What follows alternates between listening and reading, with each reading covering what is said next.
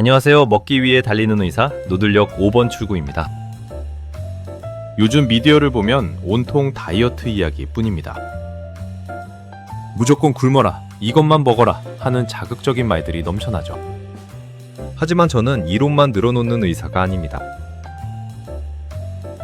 지금 화면에 나오는 86kg의 남자가 바로 2년 전 저의 모습입니다. 그리고 지금은 21kg를 감량하고 65kg을 유지하고 있죠. 처음 1년은 저도 교과서대로 했습니다. 탄수화물을 줄이고 단백질 위주로 식단을 채웠고 일주일에 4-5km 전으로 가볍게 달렸습니다. 그렇게 86kg에서 78kg까지 8kg을 감량했습니다. 하지만 진짜 문제는 그때부터였습니다. 아무리 덜 먹고 더 뛰어도 체중계 바늘이 단 100g도 움직이지 않는 잔인한 정체기가 찾아왔습니다. 체중계 바늘은 무려 5개월 동안 고정되어 있었습니다. 의사니까 쉬었을까요? 아닙니다. 저 역시 자주 배달앱을 켰다 껐다 반복하는 평범한 인간일 뿐이니까요. 사실 저는 이 정체기 5개월 동안 포기할까 정말 많이 고민했습니다. 많은 분들이 정체기가 오면 내가 뭘 잘못했나 자책합니다. 체중이 감소하면 몸은 새로운 체중에 맞게 에너지 소비를 줄입니다. 여기에 식욕 증가와 대사 적응이 더해지면서 체중 감소 속도가 점점 둔화되는 것이죠. 예전에는 86kg의 무거운 몸으로 5km를 뛰었으니 엄청난 칼로리가 소모됐지만 78kg이 되니 똑같이 뛰어도 소비 칼로리가 줄어든 겁니다. 즉 처음에는 하루 500칼로리씩 났던 칼로리 적자가 몸이 가벼워지면서 어느 순간 0이 되는 것, 이것이 정체기의 본질입니다. 의학적으로 여기에는 몇 가지 순차적인 변화가 일어납니다. 첫째, 체중 자체의 감소로 총에너지 소비가 줄어듭니다. 둘째, 생존을 위한 기초대사량이 감소하죠. 셋째, 몸이 가벼워진 만큼 운동 시 소비되는 칼로리도 줄어듭니다. 넷째, 신체가 에너지를 극도로 아끼는 대사 적응 단계에 들어갑니다.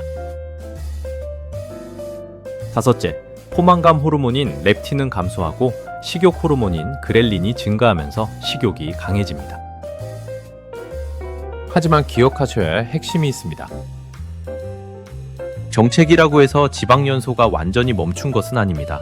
염분 섭취나 운동 후 회복 과정 등으로 일시적인 수분 저류가 생기면 실제 지방은 줄고 있어도 체중계에는 변화가 보이지 않을 수 있습니다.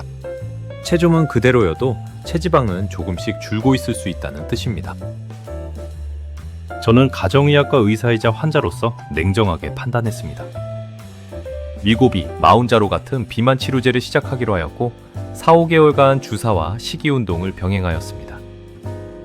특히 마운자로는 GLP-1뿐 아니라 GIP 수용체에도 작용하는 이중작용제로 임상시험에서는 평균 체중 감소 효과가 더 크게 나타난 약물입니다. 이 약들은 식욕을 줄이고 포만감을 높이고 리장관에서의 음식물을 느리게 배출시켜 배부름을 유지시킵니다. 덕분에 저는 정체기를 돌파하고 72kg 내려갈 수 있었습니다. 하지만 세상에 공짜는 없습니다. 저 역시 메스꺼움, 소화불량, 구토, 설사, 무기력증을 실제로 겪었습니다. 의사로서 솔직하게 말씀드릴게요. 이 약을 마법의 약으로 생각하고 부작용에 대처하지 못하거나 끊은 이후에 대책이 없다면 다시 예전 몸무게로 돌아가거나 더 심한 요요를 겪게 됩니다. 대부분의 경우 이 비싼 주사제를 계속 유지할 수는 없습니다. 지금부터는 제 사례 및 일반적인 정체기 시 다이어트에 말씀드리는 것이지 이게 모든 사람에 적용되는 것은 아니라고 우선 말씀드립니다. 우선 비만 주사제를 바로 중단한 것은 아닙니다. 수개월간 서서히 용량 낮추고 낮춘 용량의 주사 시기를 점점 늘려갔습니다. 이제부터가 진짜 다이어트의 시작이라고 생각됩니다.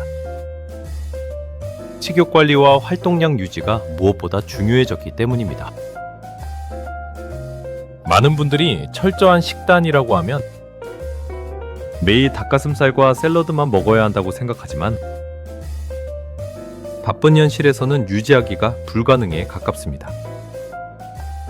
저 역시 점심시간이나 저녁 퇴근 후 가끔 나가서 먹거나 배달한 음식을 먹게 되는데, 이런 경우 저 같은 경우 우선 가져온 구운 달걀 2개 또는 단백질 쉐이크를 우선 먹습니다. 그리고 나서 반찬 중에 야채나 밑반찬 등을 먼저 먹습니다.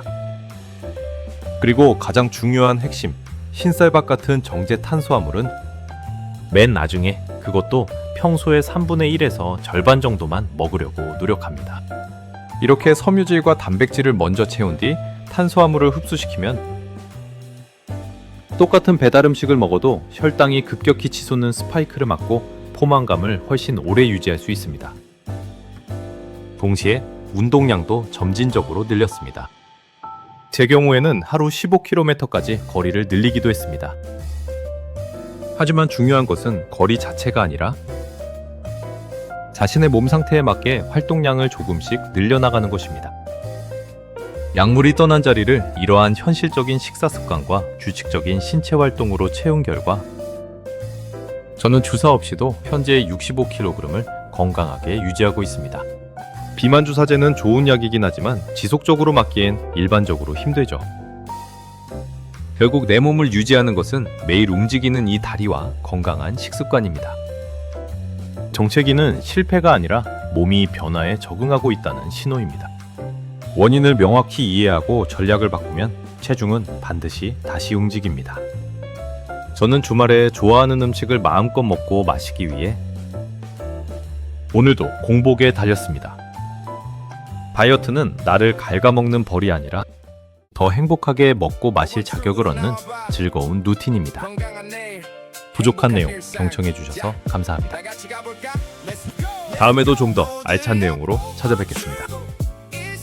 오늘도 칼로리를 버셨길 바랍니다. 노들역 5번 출구였습니다.